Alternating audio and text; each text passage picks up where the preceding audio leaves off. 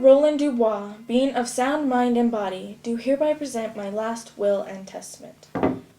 To each of my 3 sons, Oliver, Orlando, and Jacques, I leave the sum of 1,000 crowns, trusting them to invest this inheritance wisely. As for the remainder of my fortune, I am entrusting it to the care of my eldest son, Oliver, the knowledge that he will use it for the good of the family. I, Roland Dubois, do testify and assert that these are my true and final wishes. May God grant me peace. Gentlemen.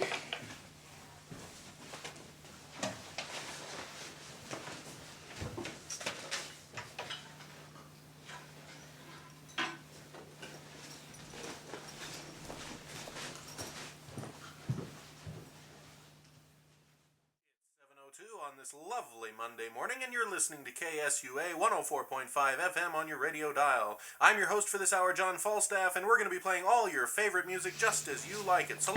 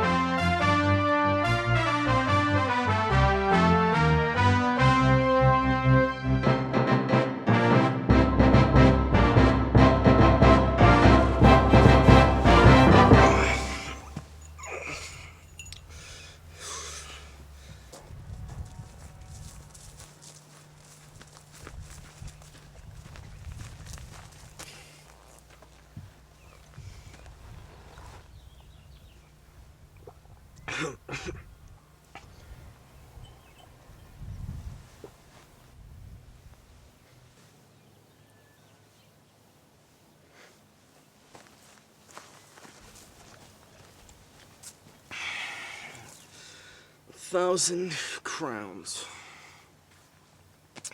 1,000 crowns. He bequeathed me by will 1,000 crowns, and charged my brother to breed me well. And there begins my sadness. My brother, Jacques, he keeps at school, and report speaks goldenly of his prophet. He keeps me at home.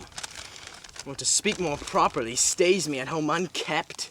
For a gentleman of my birth, his horses are bred better. They are fair with their feeding.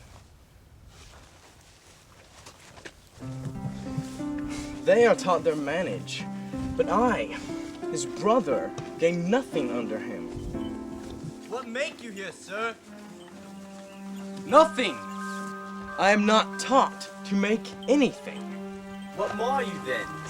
I am helping you to mar that which God made, a poor, unworthy brother of yours.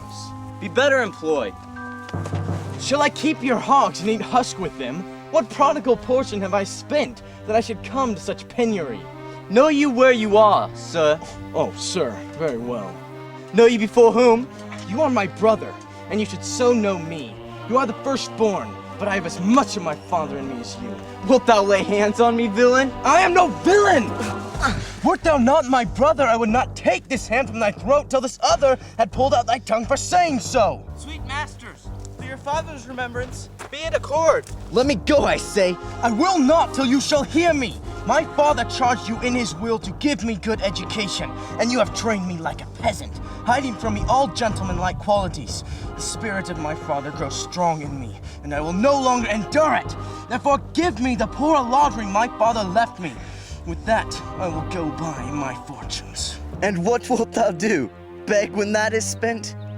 Well, sir, you shall have some part of your will.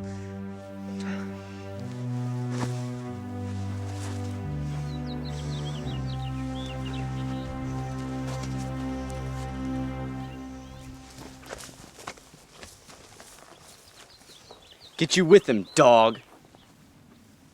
My old master would not have spoke such a word. I will physic your rankness, and yet give no 1,000 crowns.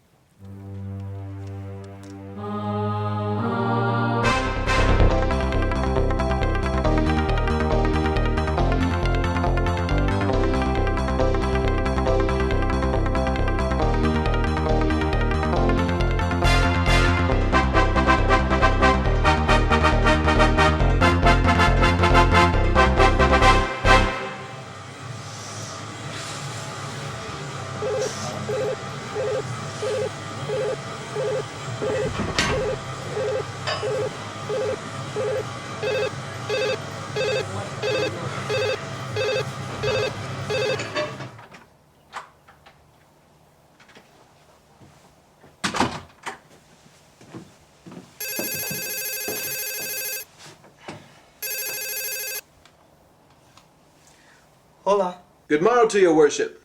Charles, what's the new news at the new court? There's no news, sir, but the old news. That is, the old Duke is banished by his younger brother, the new Duke. Can you tell if Rosalind, the Duke's daughter, be banished with her father?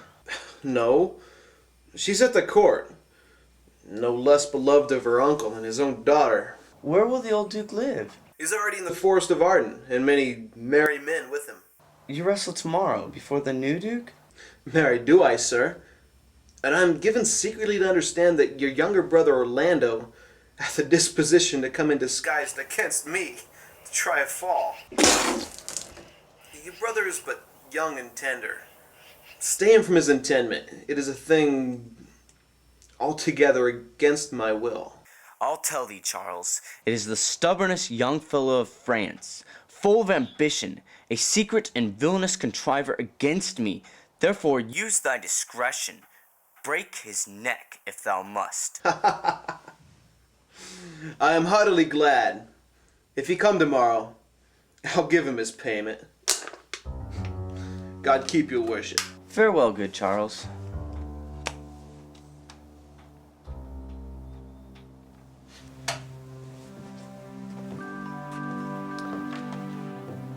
Now this wrestler shall clear all. Nothing remains but that I kindle the boy thither.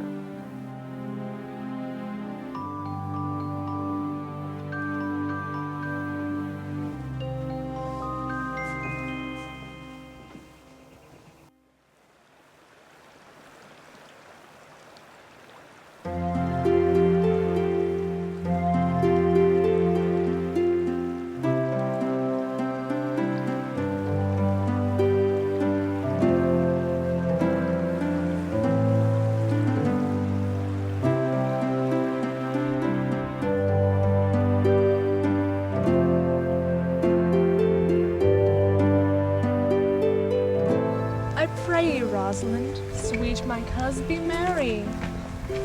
Do, Celia, unless you can teach me to forget a banished father, you must not learn me how to remember any extraordinary pleasure. You know my father hath no child but I, nor none is like to have. And when he dies, thou shalt be his heir. For what he hath taken away from thy father, perforce I will render thee again in affection. By mine honor I will. And when I break that oath, let me turn monsieur. Therefore, my sweet Rose, my dear Rose, be merry. From henceforth I will, coz. Here comes Monsieur Lebeau with his mouth full of news. Bonjour, Monsieur Lebeau. What's the news? Fair princess, you've lost much good sport. Sport? Of what color? Good wrestling. There comes an old man and his 3 sons, 3 proper young men of excellent growth and presence. The eldest of the 3 wrestled with Charles, the Duke's wrestler. Charles broke 3 of his ribs. There's little hope of life left in him. And so he served the 2nd and the 3rd.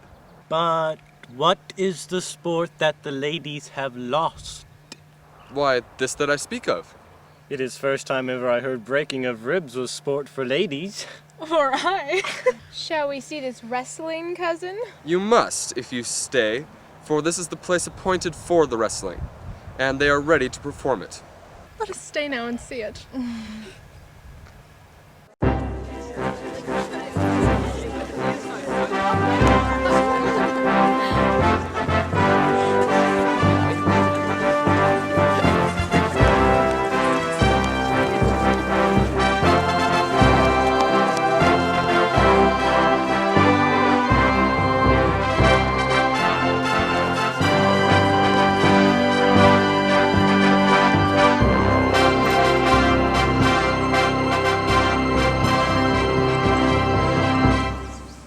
Is yonder the man? Even he, madam. Alas, he is too young. How now, daughter and niece? Are you crept hither to see the wrestling? Aye, my liege, so please you give us leave. You will take little delight in it, I can tell you. There's such odds against the man. In pity of the youth, I would dissuade him, but he will not be entreated. Speak to him, ladies. See if you can move him. Call him hither, good Monsieur Lebeau.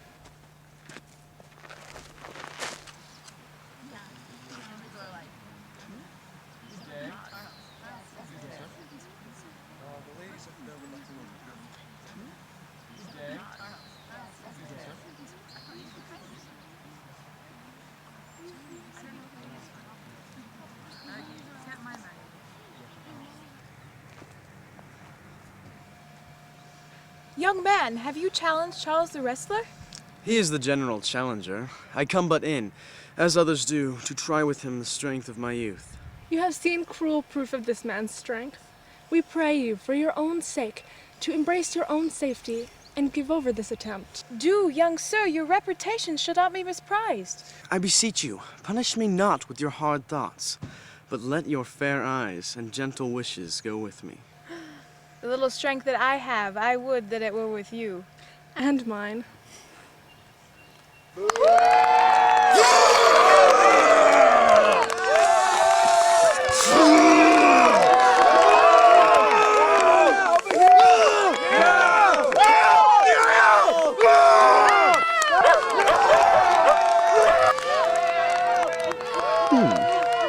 Come! Who is this young gallant that is so desirous to lie with his mother earth?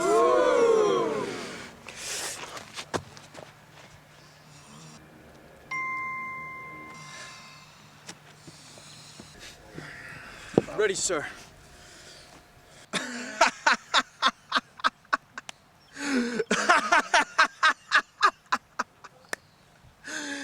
You shall try but one fall.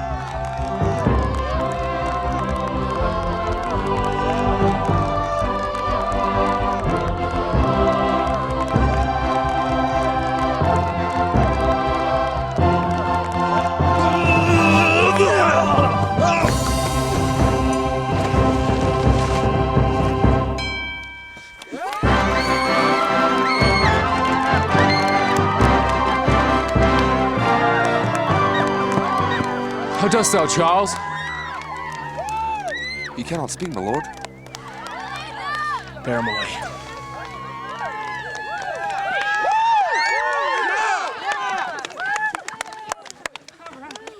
What is thy name, young man? Orlando, my liege, son of Sir Roland de Bois. The world esteemed thy father as honorable, but I did find him mine enemy. I would thou hadst told me of another father. I am proud to be Sir Roland's youngest son, and would not change that calling to be adopted heir to Frederick. My father loved Sir Roland as his soul, and all the world was of my father's mind. Gentle cousin, let us go thank him and encourage him. My father's rough and envious disposition sticks me at heart. Sir! Sir, you have well deserved. Gentlemen, wear this for me.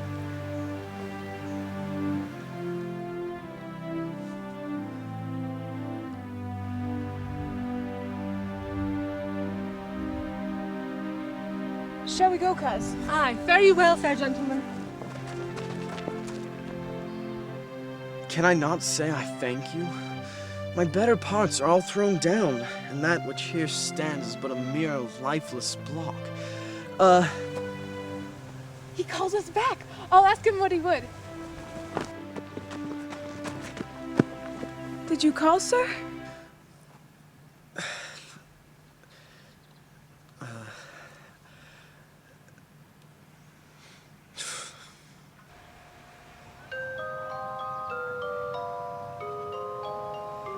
Will you go, cuz?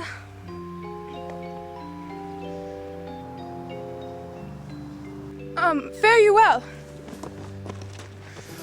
What passion hangs these weights upon my tongue? I cannot speak to her, yet she urged conference. Oh, poor Orlando, thou art overthrown. Something weaker masters thee. Good sir, I do in friendship counsel you to leave this place. Albeit you deserve high commendation, yet such is the Duke's condition that he misconstrues all that you have done. I thank you, sir. Pray you, tell me, which of the two was daughter of the Duke that here was at the wrestling? The taller is his daughter. The other is the daughter of the banished Duke, here detained by her usurping uncle to keep his daughter company. But I can tell you of late this Duke hath taken displeasure against his gentle niece. On my life, his malice against the lady will suddenly break forth.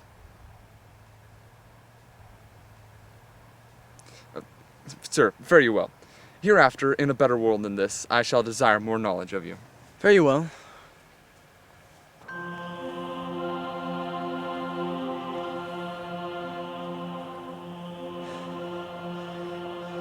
Heavenly Rosalind.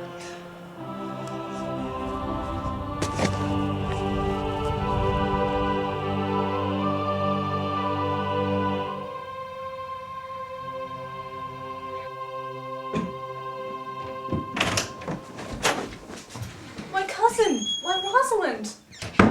Cupid have mercy! Not a word! I want to throw the dog. Is it possible that on such a sudden you should fall into so great a liking with old Sir Roland's youngest son? The Duke, my father, loved his father dearly. Doth it therefore ensue that you should love his son dearly? By this kind of chase I should hate him, for my father hated his father dearly. No, faith, hate him not, for my sake. Mistress, dispatch you with your safest haste and get you from our court. Me, uncle? You. Within these 10 days, if thou beest found so near our public courts as 20 miles, thou diest for it. I do beseech your grace. Let me the knowledge of my fault bear with me. Did I offend your highness? Thou art thy father's daughter. There's enough. Dear sovereign, hear me speak. Firm and irrevocable is the doom which I passed upon her. She's banished. If you outstay the time, upon mine honor, you die.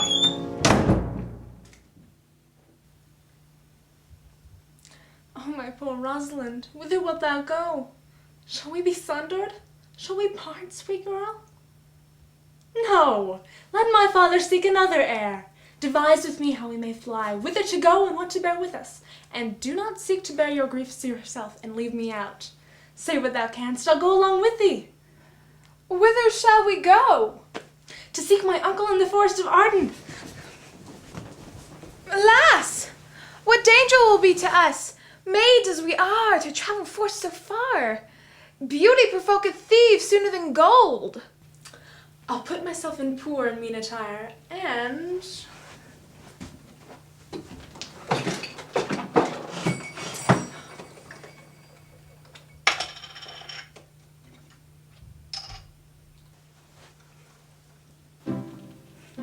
The like do you, so shall we pass along and never stir assailants. Were not better, because I'm more than common tall, that I did suit me like a man? What shall I call thee when thou art a man? Call me... Ganymede. But what will you be called? No longer Celia, but Aliena.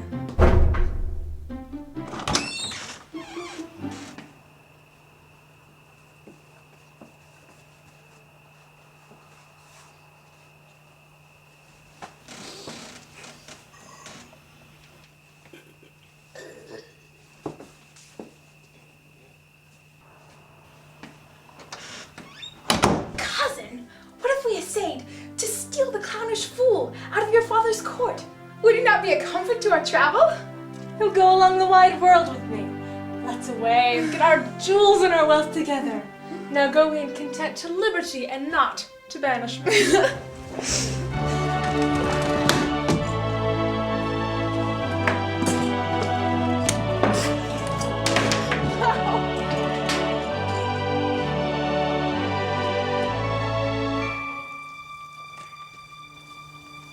What?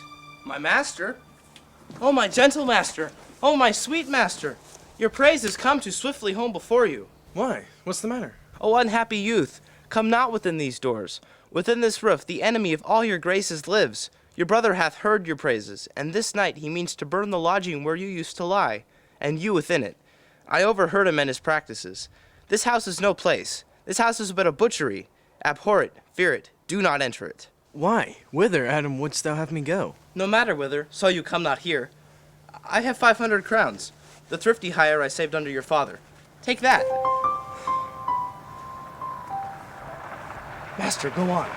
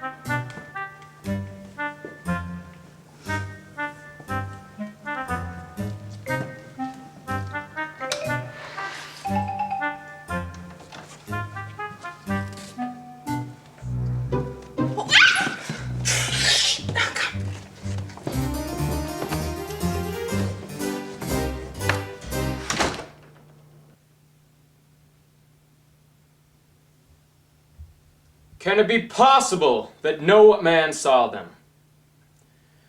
Some villains of my quarter have consent in sufferance in this. The ladies, the attendants of her chamber, saw her abed, and in the morning early they found the bed untreasured of their mistress. Hesperia, the princess's gentlewoman, secretly overheard your daughter and her cousin much commend the graces of the wrestler that did foil Charles, and she believes, wherever they are gone, that youth is surely in their company. Fetch that gallant hither. If he be absent, bring his brother to me. I'll make him find him. Do this suddenly, to bring again these foolish runaways.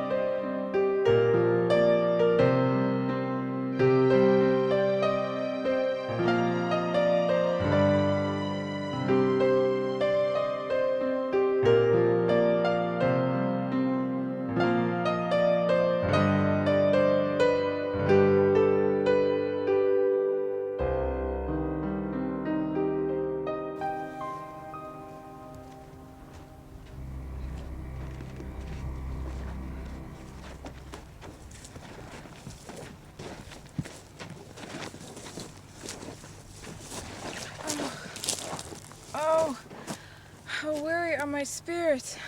I care not for my spirits. My legs were not weary. I cannot go further. Well, this is the forest of Arden. Aye, now I am in Arden. The more fool I. When I was at home, I was in a better place. But travelers must be content. Aye, be so. Good touchstone. She is a female. Thou hast to treat her like a lady. When thou Who comes here? ridicule her and whine at her, that is the way to make her scorn you still. Oh, Corn, that thou knewest how I do love her. I partly guess. No, Corn, being old thou canst not guess. How many actions most ridiculous hast thou been drawn into by thy fantasy? Into a 1,000 that I have forgotten. Oh, thou didst then never love so heartily. If thou rememberest not the slightest folly that love did make thee run into, thou hast not loved. Oh, Phoebe, Phoebe, Phoebe. Alas, poor shepherd. This shepherd's passion is much upon my fashion. It grows stale with me. I pray you, one of you question yond man and see if he for gold will give us any food. I faint almost to death.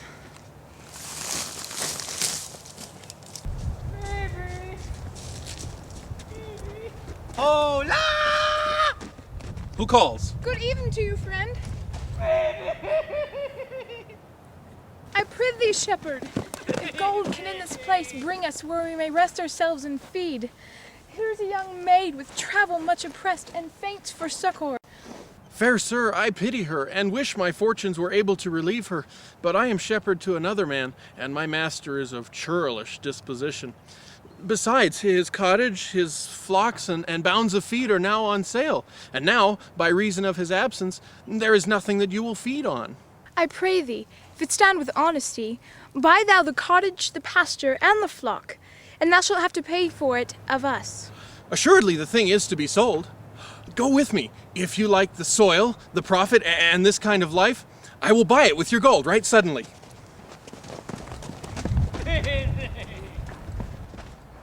Aliena!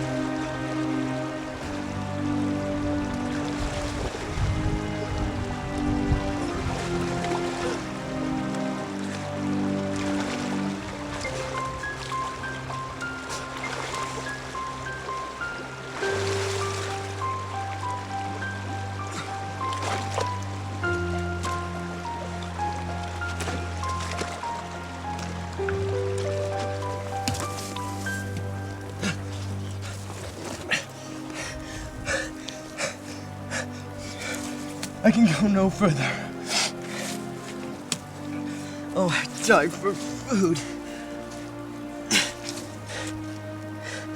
Here lie I down and measure out my grave.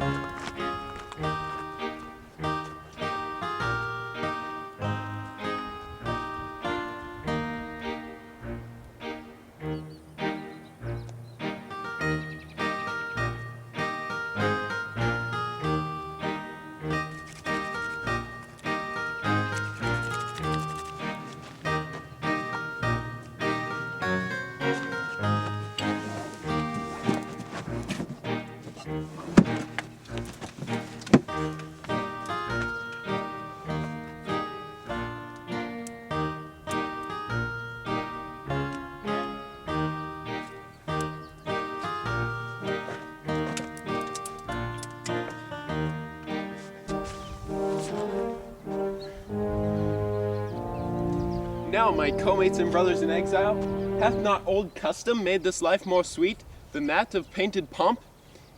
Are not these woods more free from peril than the envious court? Here feel we the churlish chiding of the wind, which, when it bites and blows upon my body, even till I shrink with cold, I smile and say, this is no flattery. These are counselors that feelingly persuade me what I am.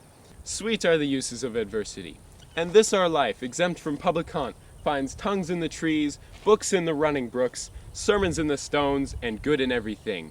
I would not change it.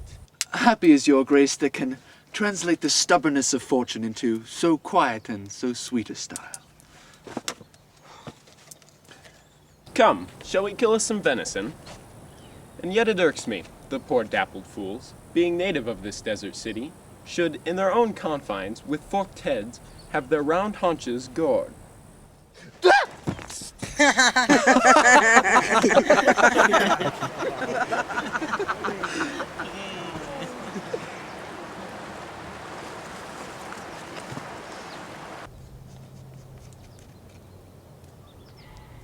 True is it that we have seen better days and sat at good men's feasts. And therefore, sit you down and take what we have to your wanting. Forbear, and eat no more. I have eaten none yet. Nor shalt not, till necessity be served. Art thou thus boldened in thy distress, that in civility thou seemest so empty? The thorny point of bare distress hath taken from me the show of smooth civility. He dies that touches any of this fruit, till I and my affairs are answered. What would you have? I almost die for food. Sit down and feed, and welcome to our table. Speak you so gently? Pardon me, I pray you. I thought that all things had been savage here, and therefore put I on the countenance of stern commandment.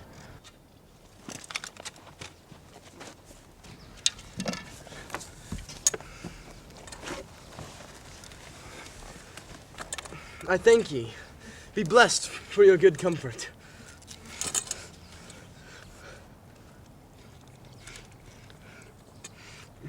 Thou seest we are not all alone unhappy.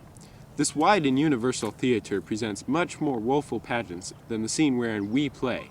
All the world's a stage, and the men and women merely players. They have their exits and their entrances. One man in his time plays many parts, his acts being 7 ages. At first the infant, mewling and puking in the nurse's arms. Ew! And then the whining schoolboy with his satchel and shining morning face, creeping like snail unwillingly to school. Then the lover, sighing like furnace, with a ballad made to his mistress' eyebrow. Then a soldier, full of strange oaths, jealous in honor, sudden and quick in quarrel. And then the justice, with eyes severe and beard of formal cut, full of wise saws and modern instances. And so he plays his part. The 6th age shifts into the lean and slippered pantaloon, with spectacles on nose, pouch on side, and his big manly voice turning once again to childish treble. Last scene of all, which ends this strange eventful history, is second childishness and mere oblivion. Sans teeth, sans eyes, sans taste, sans everything.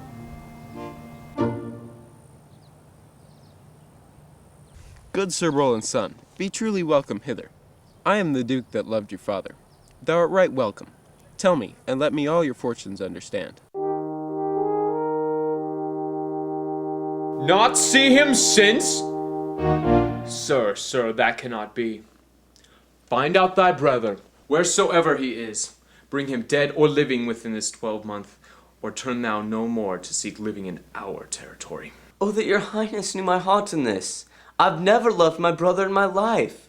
More villain now. Push him out of doors.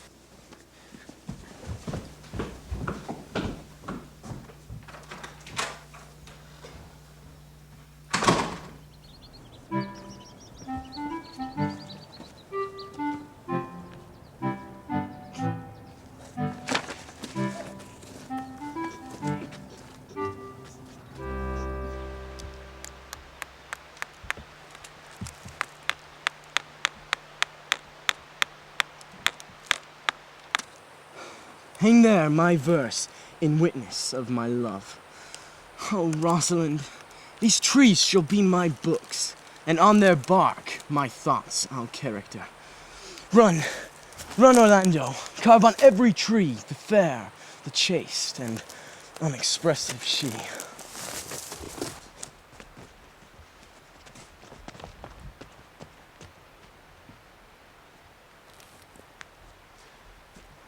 And how like you this shepherd's life, Master Touchstone?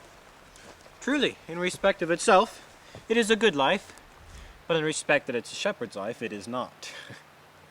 In respect that it is solitary, I like it very well, but in respect that it is private, it is a very vile life. In respect that it is in the fields, it pleaseth me well, but in respect that it is not in the courts, it is tedious. Hath any philosophy in thee, shepherd?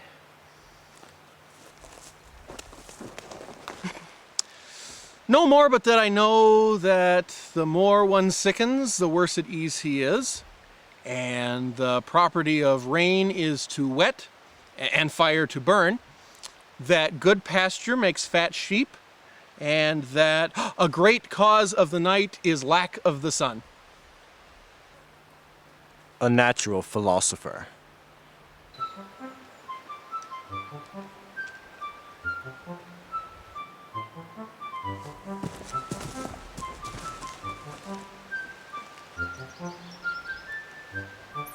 From east to western end, no jewel is like Rosalind.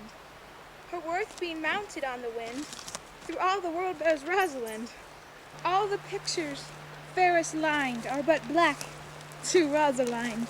Let no fair be kept in mind, but the fair of Rosaline. If a heart do lack a hind, let him seek out Rosaline.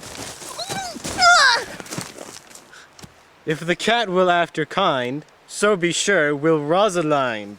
Sweetest nut has sourest rind. Such a nut is Rosalind.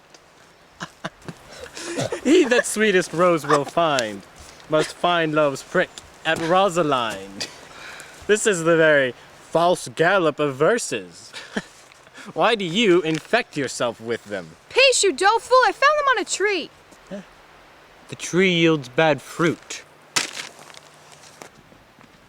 How now? Back, friends! Shepherd, go off a little. Go with him, Sarah.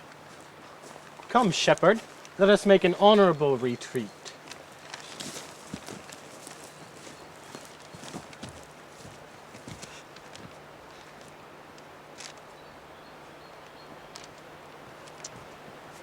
Why should this a desert be? For it is unpeopled? No. Tongues I'll hang on every tree. That shall civil sayings show. Some, how brief the life of man runs his erring pilgrimage. That stretching of a span buckles in his sum of age. Some of violated vows twixt the souls of friend and friend, but upon the fairest vows, or at every sentence end, will I Rosalinda write. Teaching all that read to know the quintessence of every sprite, heaven would in little show, therefore heaven nature charged that one body should be filled with all graces wide enlarged. I was never so be-rhymed since Pythagoras' time. Trow you who hath done this? Is it a man? It is young Orlando, who tripped up the wrestler's heels and your heart both in an instant. Orlando? Orlando. What did he when thou sawest him? What said he? How looked he? Where and went he? Did he ask for me? Where remains he? When shalt thou see him again? Doth he know that I am in this forest and in man's apparel? I found him under a tree like a dropped acorn. It may well be called Jove's tree when it drops forth such fruit. Give me audience, good madam. Proceed. There lay he, stretched along like a wounded knight. Though it be pitied to see such a sight, it well becomes the ground. He was furnished like a hunter.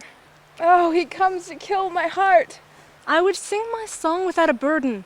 Thou bringest me out of tune. I'm a woman when I think I must speak. Sweet, say on. Soft. Comes not he here?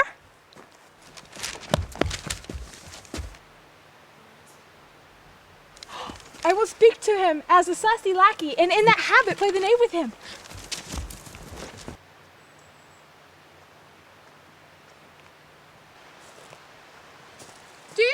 forester? Very well. What would you? I pray you, what is it o'clock? There's no clock in the forest. Then there is no true lover in the forest, else sighing every minute and groaning every hour would detect the lazy foot of time as well as the clock. There is a man who haunts our forest that abuses our young plants with carving Rosalind on their barks, hangs odes upon hawthorns and elegies on brambles, all deifying the name of Rosalind. If I could meet that fancy monger, I would give him some good counsel, for he seems to have the quotidian of love upon him. I am he that is so love-shaked. I pray you, tell me your remedy. There is none of my uncle's marks upon you. He taught me well how to know a man in love, in which cage I am sure you are not a prisoner. What were his marks?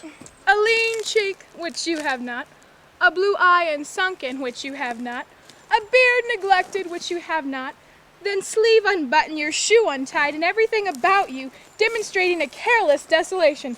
But you are no such man. Fair youth, I would I could make thee believe I love. Me believe it? You may as soon make her that you love believe it, which I warrant she's apter to do than to confess she does. But in good sooth, are you he that hangs the verses on the trees wherein Rosalind is so admired? I am he, that unfortunate he. But are you so much in love as your rhymes speak? Neither rhyme nor reason can express how much. Love is merely a madness, and deserves as well a whip as madmen do. The reason they are not so punished and cured is that the lunacy is so ordinary that the whippers are in love too. Yet I profess curing it by counsel. Did you ever cure any so? Yes, one, and in this manner. He was to imagine me, his love, his mistress, and I set him every day to woo me, at which time would I, being but a youth, grieve, be changeable, longing and liking, proud, fantastical, apish, shallow, inconsistent, full of tears, full of smiles, would now like him, now loathe him, then entertain him, then forswear him, then weep for him, now spit at him, that I drave my suitor from his mad humor of love, and thus I cured him. I would not be cured, youth. I would cure you if you would but call me Rosalind and come every day to my cottage and woo me. Now, by the faith of my love, I will. Tell me where it is. Go with me to it, and I'll show it you. And by the way, you shall tell me where in the forest you live. Will you go? With all my heart, good youth. Nay, you must call me Rosalind.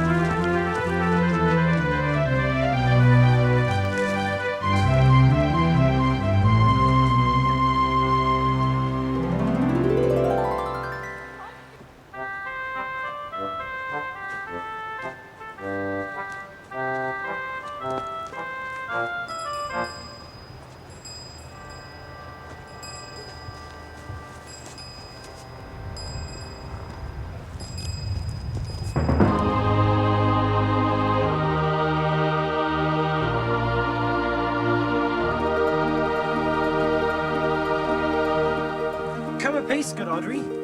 I will fetch up your goats. And how? Am I the man yet? Doth my simple feature content you? What features? I am here with thee and thy goats, as the most capricious poet, honest Ovid, was among the Goths. Truly, I would the gods made thee poetical. I do not know what poetical is. Is it honest indeed in word? Is it a true thing? No, truly. For the truest poetry is the most feigning, and lovers are given to poetry, and what they swear in poetry may be said as lovers they do feign. Do you wish then that the gods had made me poetical? I do, truly. For thou swearest to me thou art honest. Now, if thou wert a poet, I would have some hope thou didst feign. Would you not have me honest? No, truly. For honesty, coupled to beauty, is to have honey a sauce to sugar. I pray that the gods make me honest. Well, be it as it may be. I will marry thee. Well, the gods give us joy. Amen! Come, Audrey.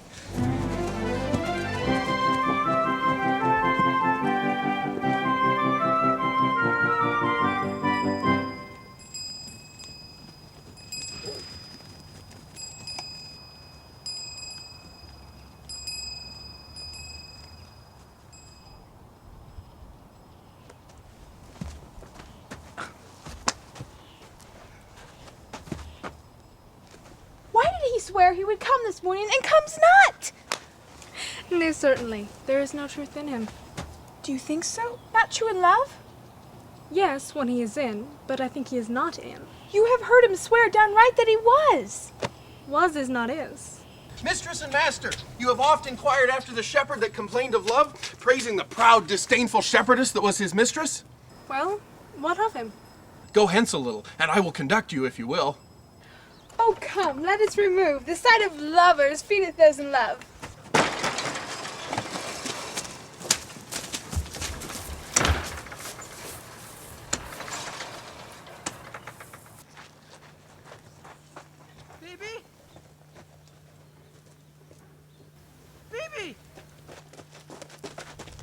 Sweet Phoebe, do not scorn me. Do not. Say that you love me not, but say not so in bitterness. The common executioner falls not the axe upon the humbled neck, but first begs pardon. Thou tellest me that there is murder in mine eye. 'Tis pretty sure and very probable. Now if mine eyes can wound, now let them kill thee. Oh, dear Phoebe, if ever you meet in some fresh cheek the power of fancy, then shall you know the wounds invisible that love's keen arrows make. But till that time, come not thou near me. And why, I pray you? Must you be proud and pitiless? What means this? You foolish shepherd! Wherefore do you follow her? You are 1,000 times a properer man than she a woman. 'Tis such fools as you that makes the world full of ill-favored children. But mistress, know yourself, down on your knees and thank heaven for a good man's love. Sweet youth, I had rather hear you chide than this man woo. Why look you so upon me? I pray you, do not fall in love with me. I like you not. Come, sister.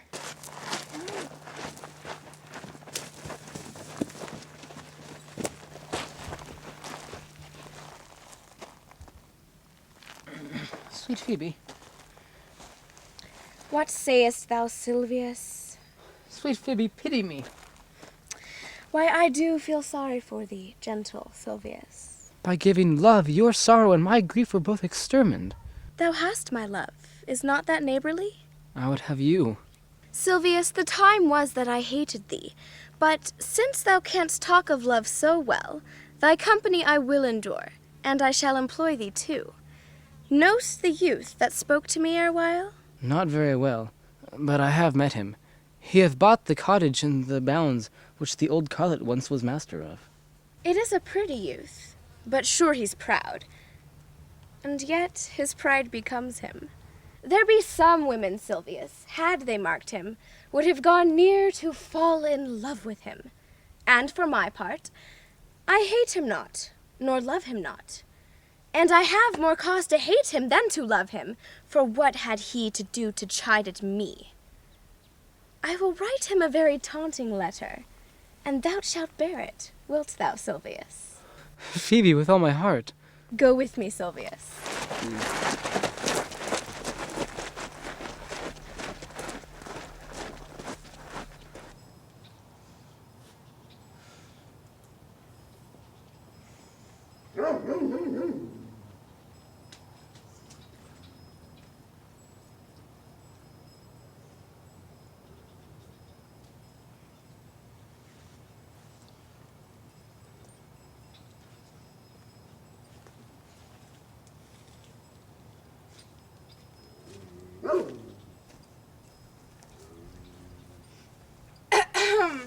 Good day and happiness, dear Rosalind. Why, how now, Orlando? Where have you been all this while? You a lover. Pardon me, dear Rosalind.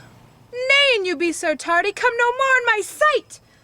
But come, woo me, for now I'm in a holiday humor and like enough to consent.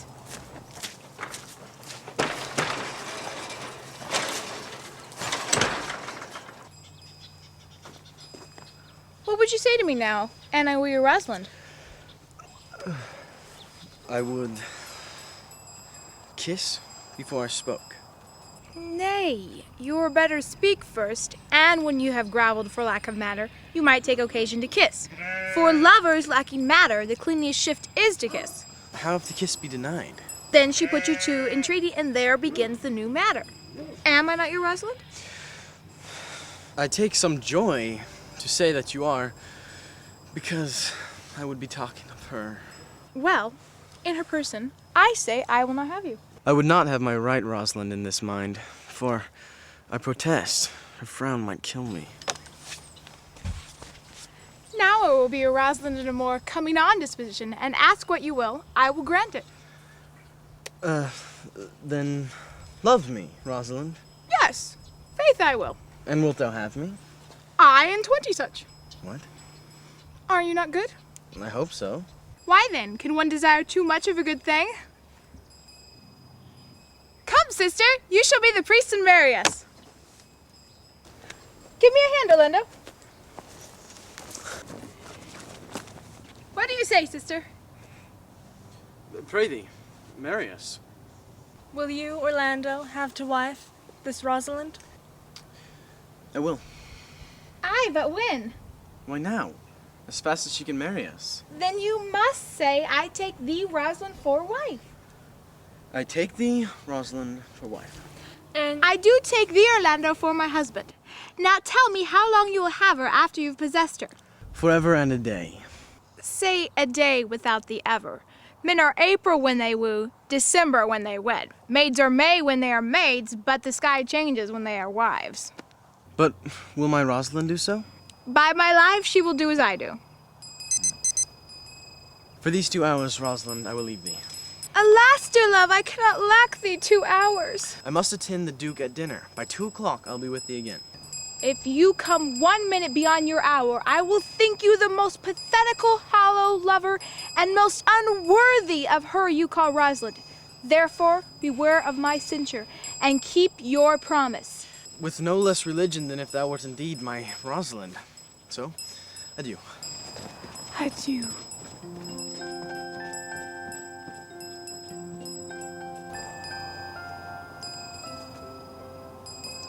We must have your doublet plucked over your head, and show the world what the bird hath done to her own nest. Oh, coz, my pretty little coz, that thou didst know how many fathoms deep I am in love. My affection hath an unknown bottom like the Bay of Portugal. Or rather bottomless, that as fast as you pour affection in, it runs out. I'll tell thee, Aliena, I cannot be out of the sight of Orlando. I'll go find a shadow and sigh till he come. And I'll sleep.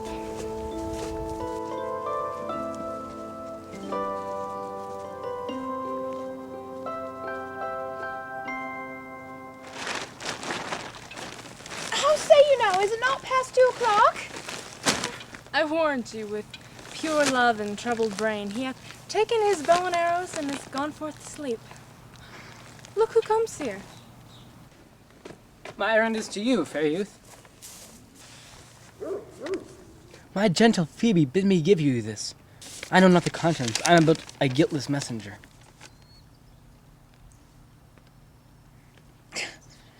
Patience herself would startle at such a letter. Her love is not the hare that I do hunt. Why writes she so to me? This is a letter of your device. No, I protest. I know not the contents. She did write it. I say she never wrote it. This is a man's invention and his hand. Sure it is hers. Woman's gentle brain cannot drop forth such invention. So please you, I never heard it yet. Yet heard too much of Phoebe's cruelty. Alas, poor shepherd. Do you pity him? No, he deserves no pity. Wilt thou love such a woman? Well, then go your way to her, for I see love hath made you a tame snake. And say this to her, that if she love me, I charge her to love thee. If she will not, I will never have her unless thou entreat for her. If you be a true lover, hence, and not a word, for here comes more company.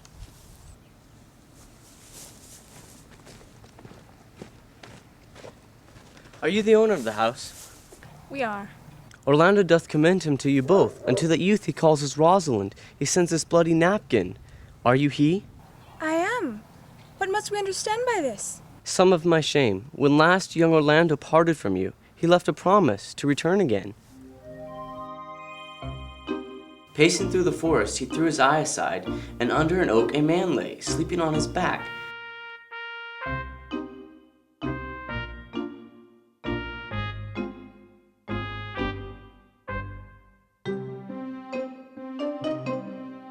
Orlando did approach the man, and found it was his brother, his elder brother. About his neck a green snake had wreathed itself.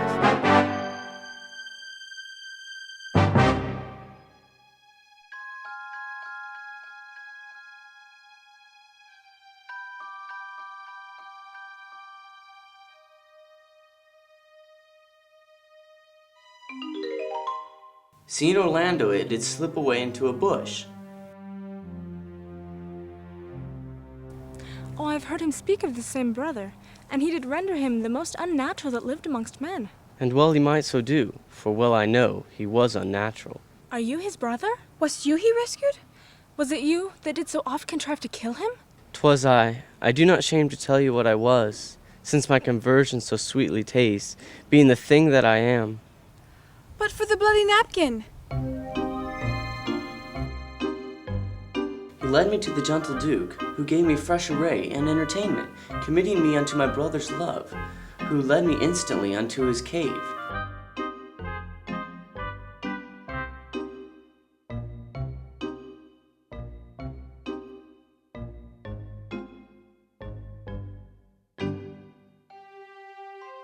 There stripped himself, and hereupon his arm some torn flesh had bled.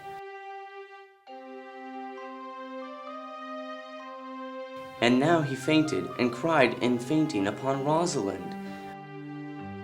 I recovered him, bound up his wound, and after some small space, being strong at heart, he sent me hither to tell this story, that you might excuse his broken promise, and to give this napkin dyed in his blood unto the shepherd youth, that he in sport doth call his Rosalind. Sweet Ganymede! Many will swoon when they do look on blood. There is more in it. Cousin Ganymede! Look, he recovers. Oh, I would I were at home. We'll lead you thither. I pray you. Will you take him by the arm?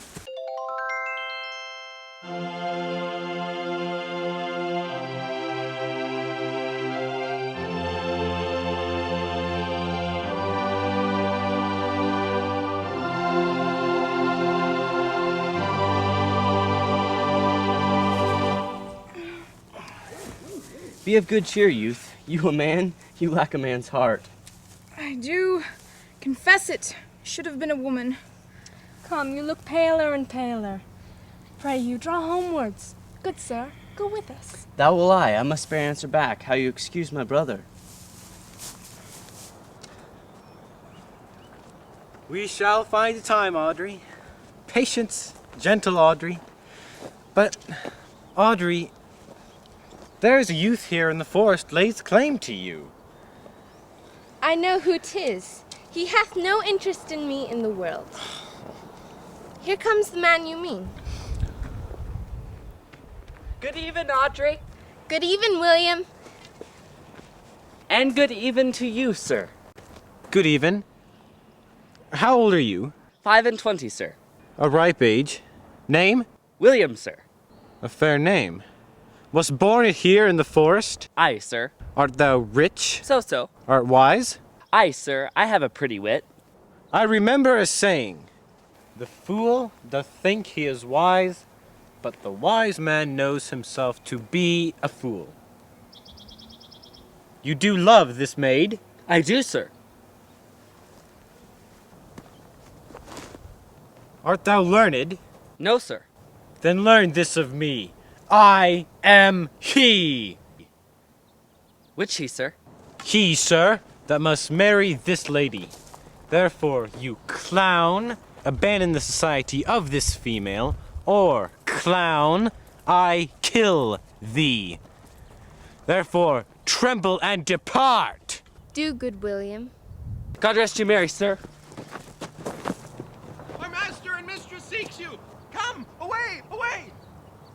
I attend! I attend!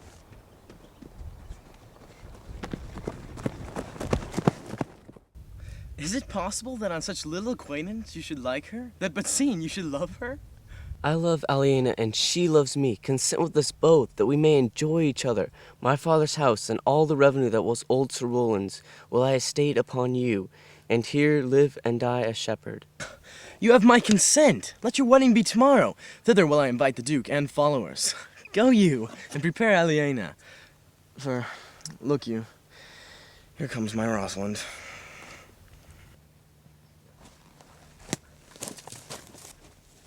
God save you, brother. And you, fair sister?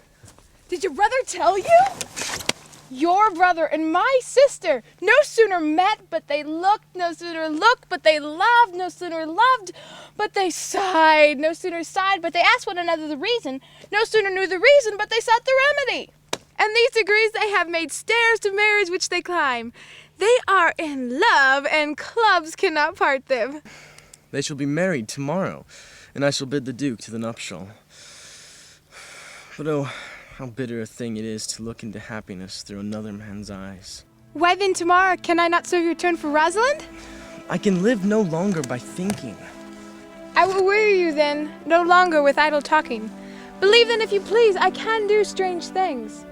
If you do love Rosalind so near the heart as your gesture cries out, when your brother marries Aliena, shall you marry her? It is not impossible for me to set her before your eyes tomorrow, humid as she is and without any danger. Speakest thou in sober meanings? By my life I do. Therefore put you in your best array, bid your friends, for if you will be married tomorrow, you shall to Rosalind. Youth, you have done me much ungentleness to show the letter that I had writ to you. I care not if I have. It is my study to seem despiteful and ungentle to you. You are there followed by a faithful shepherd. Look upon him, love him. He worships you. So am I for Phoebe. And I for Ganymede. And I for Rosalind. And I for no woman. Pray you no more of this.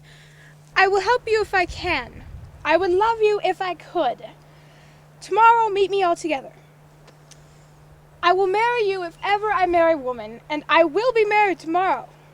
I will satisfy you if ever I satisfy man, and you will be married tomorrow. I will content you if what content you pleases you, and you will be married tomorrow. So, fare you well.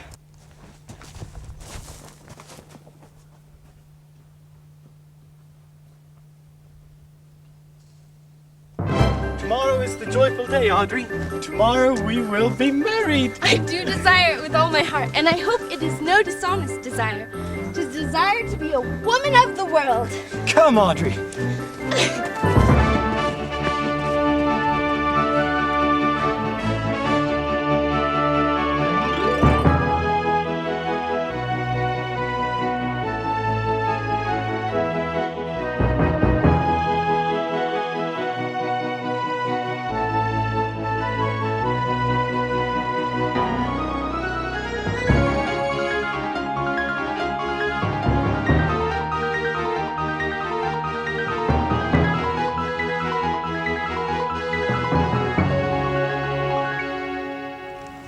Dost thou believe, Orlando, that this boy can do all that he hath promised?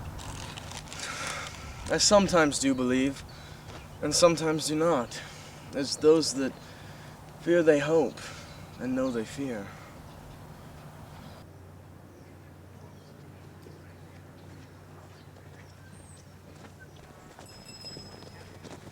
Patience once more while our compact is urged.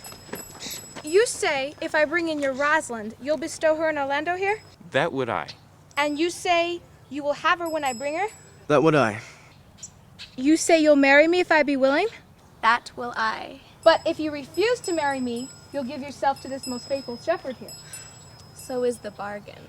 You say you'll marry Phoebe if she'll be willing? Though to have her and death were both one thing. I have promised to make all this matter even. Keep you your word, O Duke, to give your daughter. You yours, Orlando, to receive his daughter. Keep your word, Phoebe, that you'll marry me, or else refusing me to wed this shepherd. Keep your word, Silvius, that you'll marry her if she refuse me. And from henceforth I go to make all these doubts even.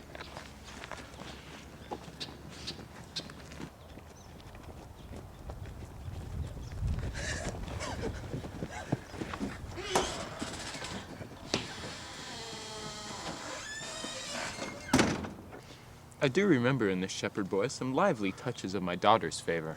My lord, the first time that I ever saw him, methought he was a brother to your daughter. But this boy is forest-born, and hath been tutored in the rudiments of many desperate studies by his uncle.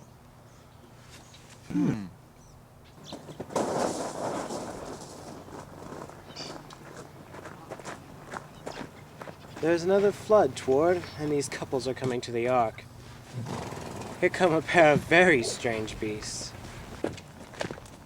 Salutation and greeting to you all.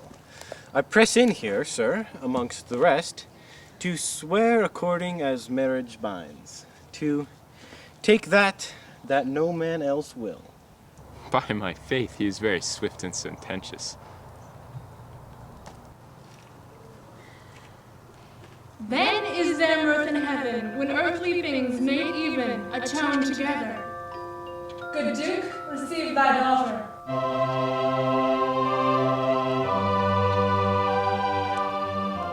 Hymen from heaven brought her, yea, brought her hither, that thou mightst join her hand with his, whose heart within his bosom is.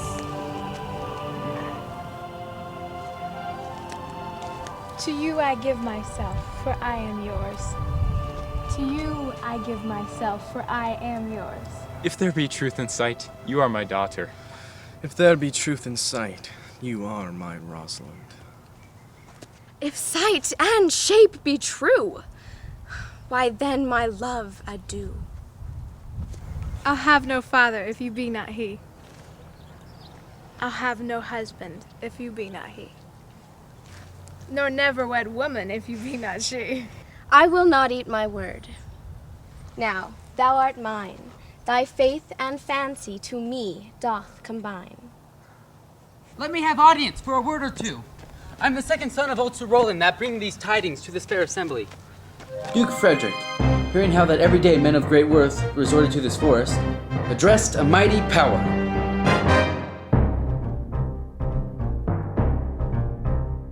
In his own conduct, purposely to take his brother here and put him to the sword.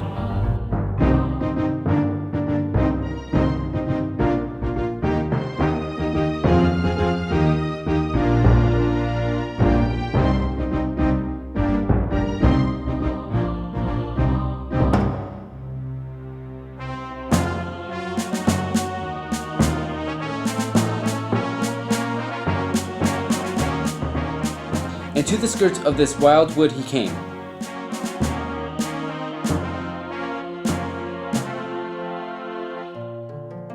Where, meeting with an old religious man,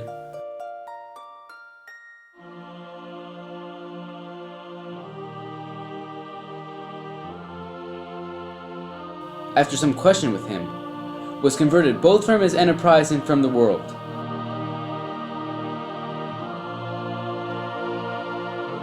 His crown bequeathing to his banished brother, and all their lands restored to them again that were with him exiled.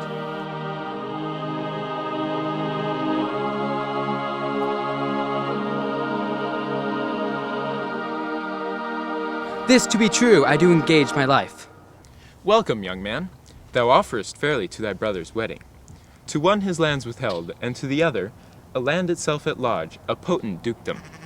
First, in this forest, let us do those ends that here were well begun and well begot.